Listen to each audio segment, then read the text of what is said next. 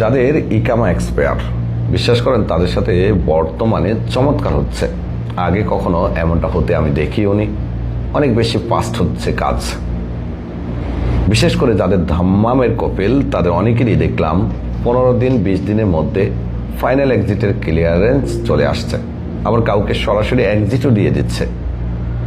গত পরশু দিন হঠাৎ করে আমাদের অফিসে একজনের সাথে আমার দেখা হলো।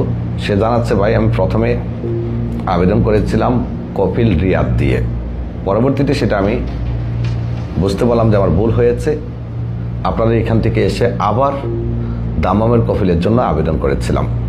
আমার মুক্তবল আমেল দামাম ইস্টার্ন প্রোভিন্স 4215 সিরিয়ালের।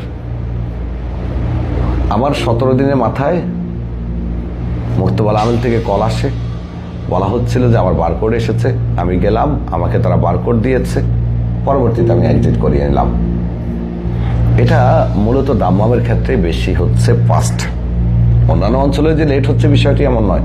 বর্তমানে এম্বাসির মাধ্যমে যারা এক্সিট আবেদন করছেন তার অধিকাংশ লোকেরই কিন্তু এক্সিট হয়ে যাচ্ছে অথবা সাদ্দাত নাম্বার এসে যাচ্ছে। তবে কিঞ্চিত পরিমাণ লোকের কিন্তু আসে না। এটা না আসার কারণটা বলছি, আগে আবেদন প্রক্রিয়াটা বলছি। আবেদনের ক্ষেত্রে সবার আগে যে জিনিসটা খেয়াল করবেন যে আপনার কপিল কোন অঞ্চলের, এটা সবার আগে নিশ্চিত হবেন। যেমন 4215 মুক্তবল আমেলের যে নাম্বার, সেটা হলো দামামের। 12 রিয়াদের। জুবাইল মেবি 3 দিয়ে শুরু হয়। এটা আমি আরও একটু নিশ্চিত করে আপনাদেরকে 2-1 দিনের মধ্যে ভিডিও দিব, অথবা আপনি চাইলে আমাদের অফিসের কারো কাছ থেকে নিশ্চিত হওয়ার চেষ্টা করবেন যে আপনার কপিল কোন অঞ্চলের। কপিলের অঞ্চল যদি আপনি ঠিকভাবে উল্লেখ করেন, তাহলে আপনার এক্সিট আসার সম্ভাবনা 99%। দ্বিতীয়ত, আপনি যদি সাসপেন্ডেড, আপনার ইকামা চেক করলে সাসপেন্ডেড দেখায়, আপনি আবেদন করলে আপনার এক্সিট না আসার সম্ভাবনা অনেক বেশি।